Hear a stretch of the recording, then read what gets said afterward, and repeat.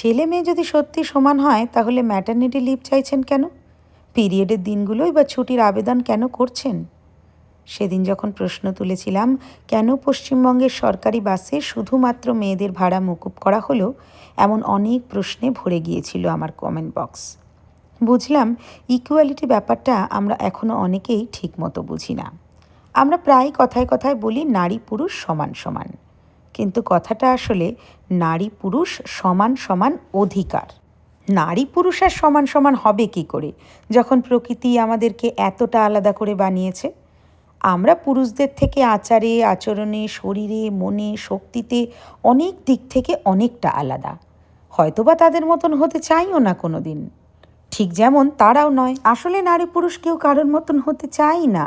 তারা চায় সমান অধিকার, চায় সমান সম্মান, চায় সমান স্বাধীনতা। তুমি তো মেয়ে, ও বাবা অত রাগ কিসের? তুমি এখন মা হয়েছ না, কেরিয়ারের দিকটা এবার একটু ছেড়ে দাও।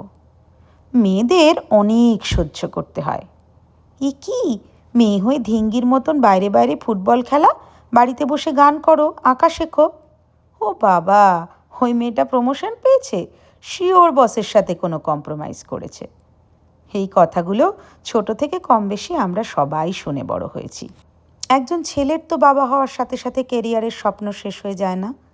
একজন ছেলের প্রমোশন নিয়ে কেউ কখনো প্রশ্ন তোলে না।